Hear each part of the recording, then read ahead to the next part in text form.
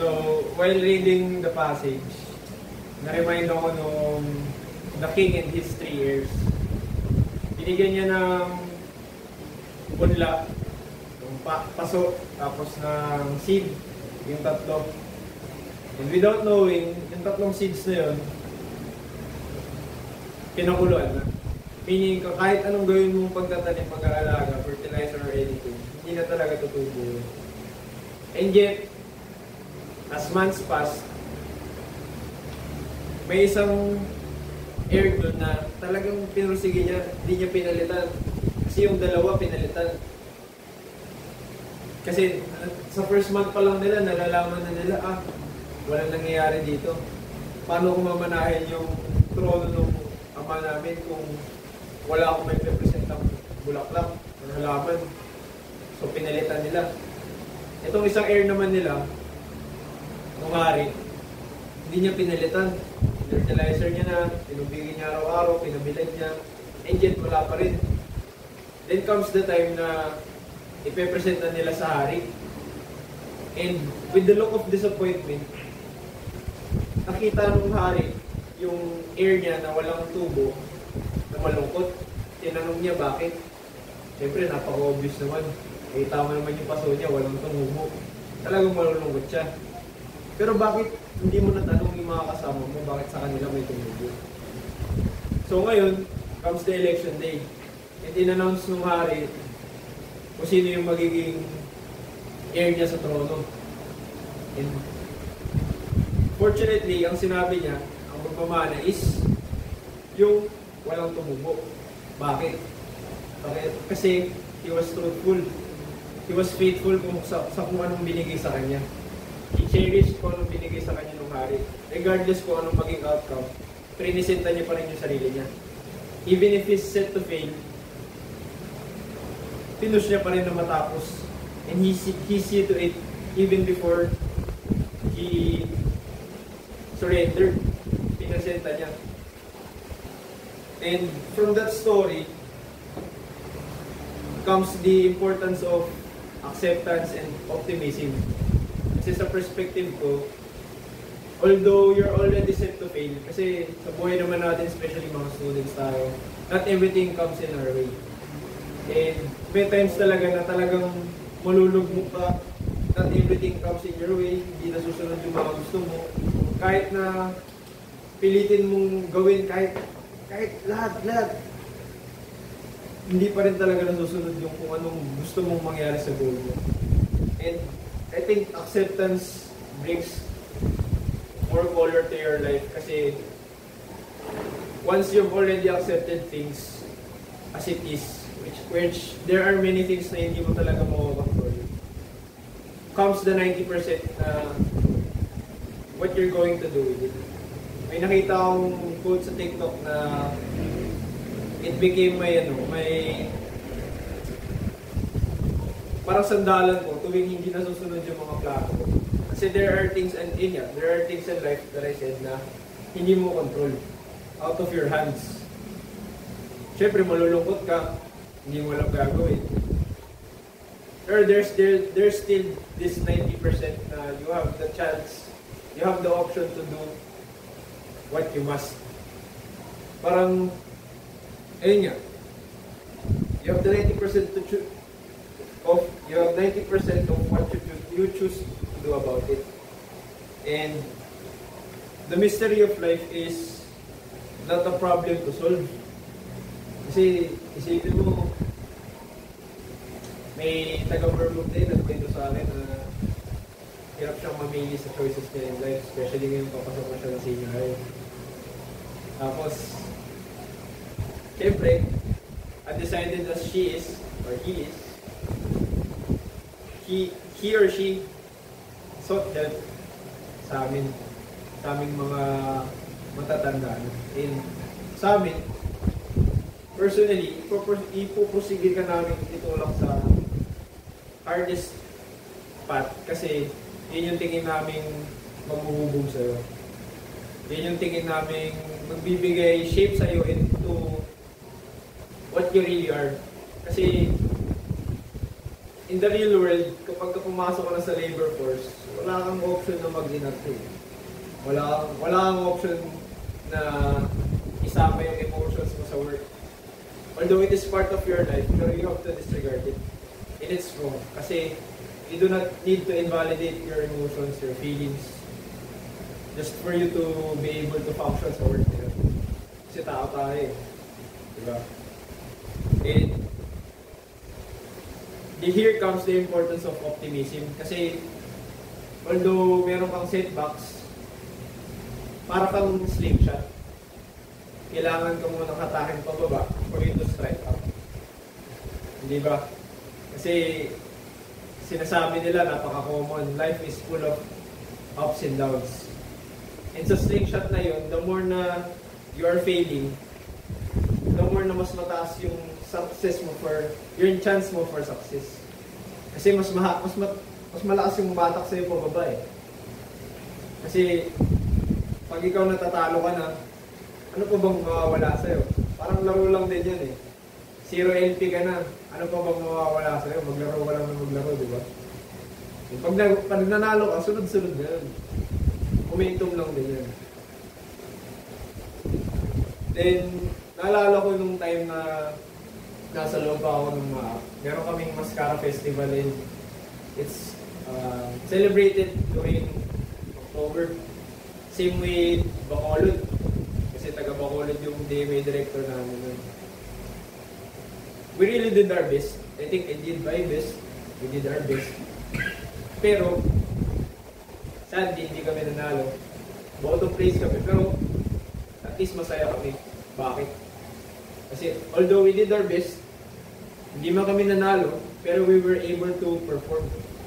Nakita namin yung hard work namin. Nakita namin yung pinagpapura namin, pinagpawisan namin out in the stage. Regardless of the outcome, masaya kami. Dun pumasok yung optimism and acceptance na kahit hindi kami nanalo, masaya kami kasi we were able to perform. We were able to entertain. We were able to make people happy. Not only the watchers, but also those who helped in making that performance possible.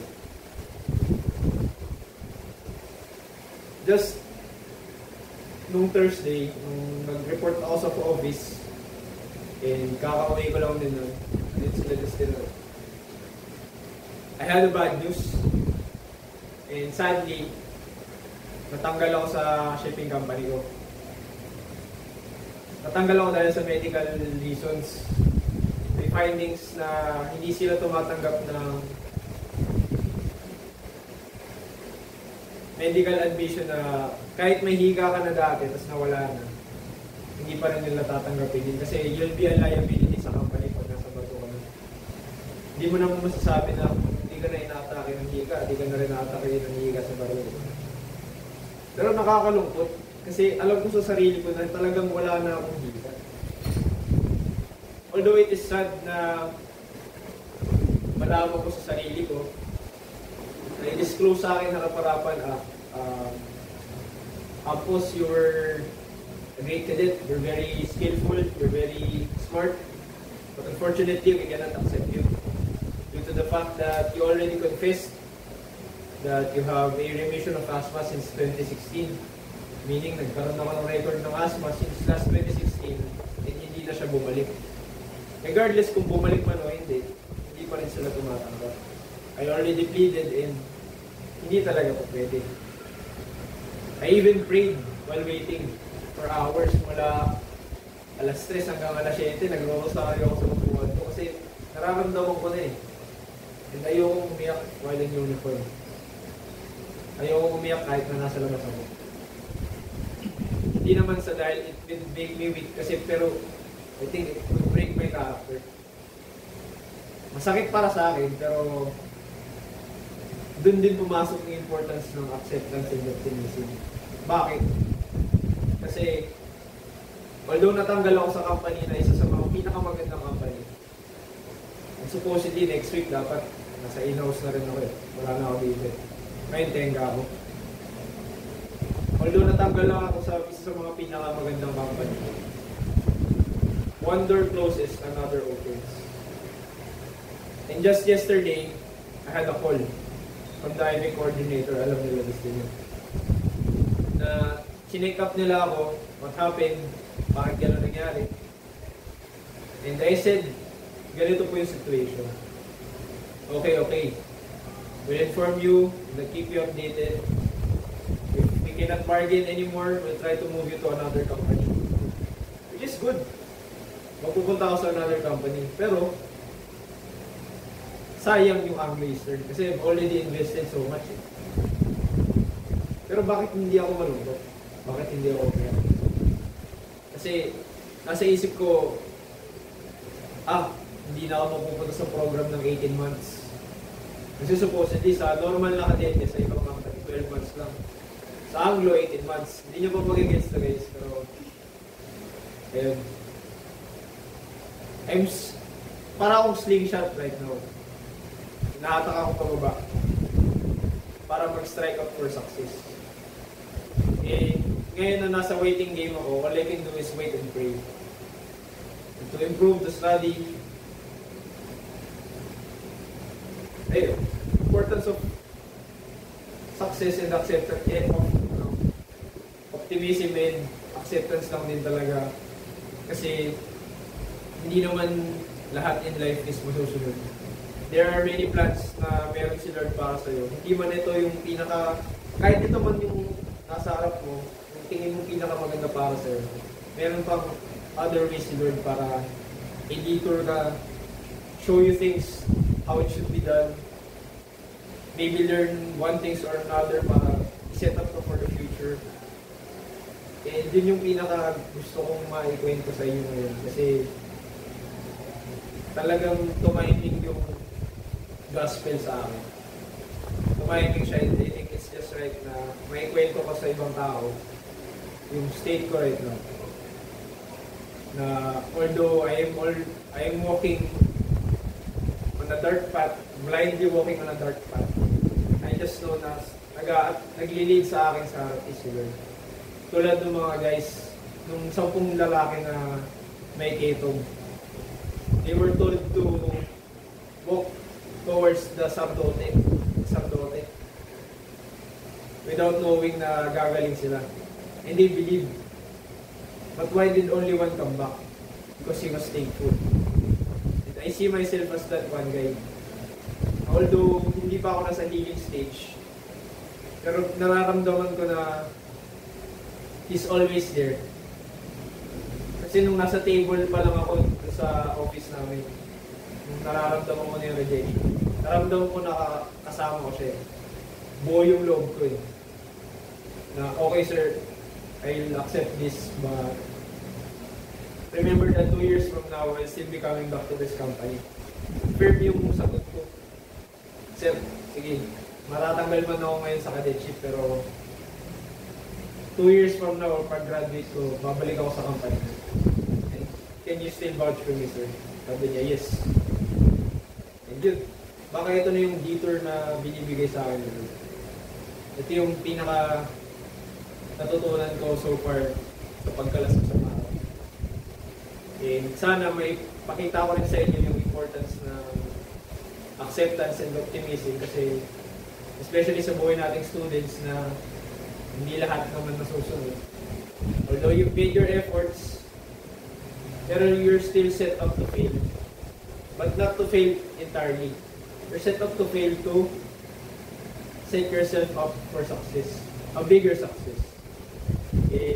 Isa lang naman ang tanong ko para sa inyo. Nakaranas na rin ba kayo ng slingshot moment nyo? Ayun naman.